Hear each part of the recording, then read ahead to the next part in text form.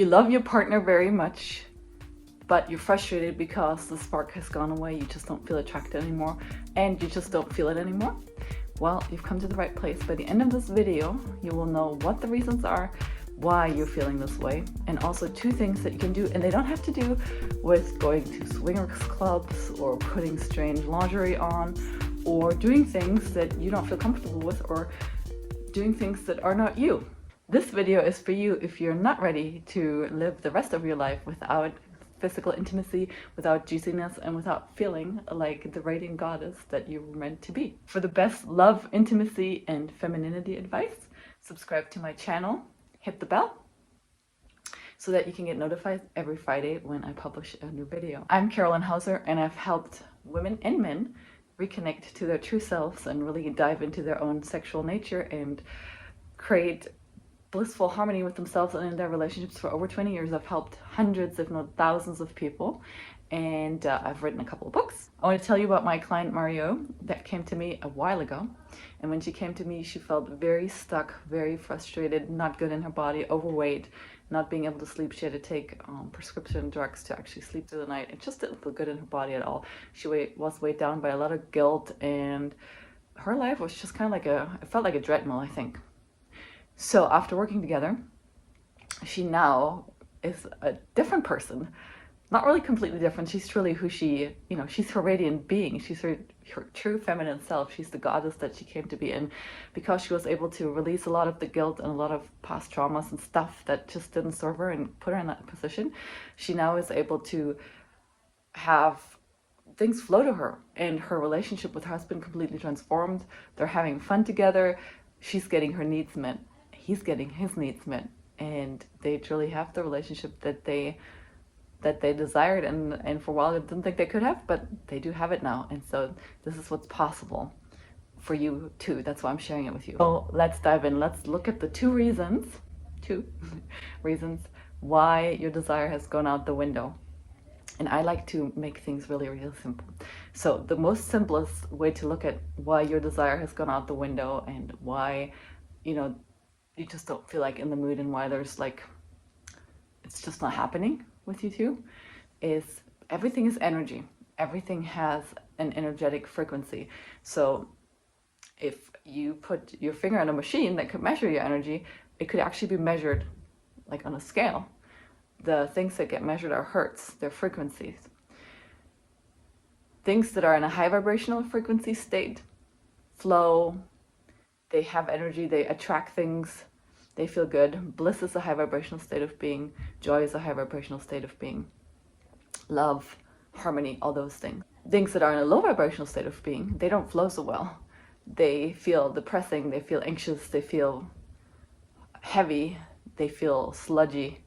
So in a sense, the easiest and most simplest way to explain why you're not feeling is because in some ways, your relationship as a whole has dropped into a low vibrational state of being, and so therefore the good feelings that were there in the beginning aren't flowing anymore.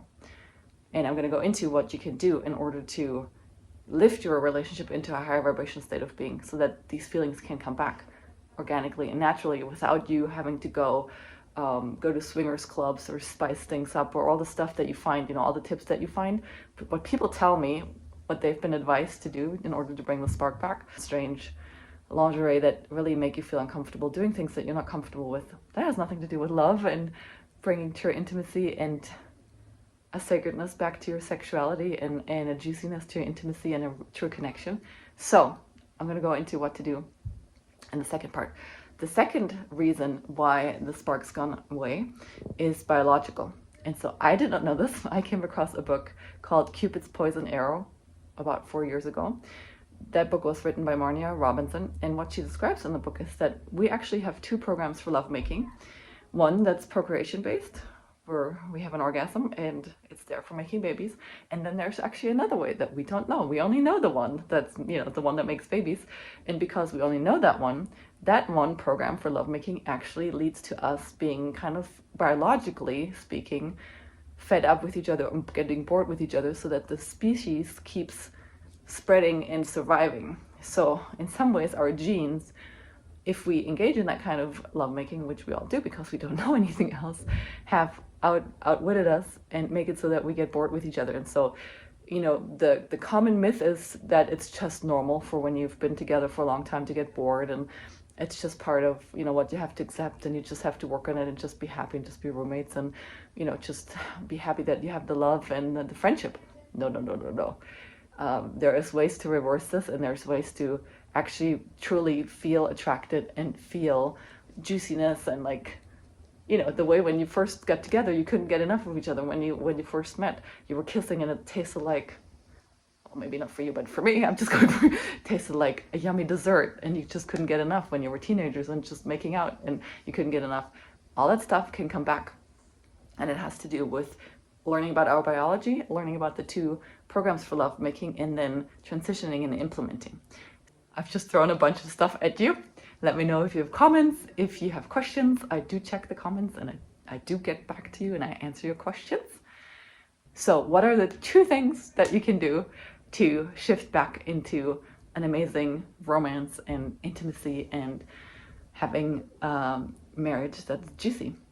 First is making your own energetic state a priority, right? We talked about how energy can be measured, and how when things are in a low vibrational energy state, they don't go so well.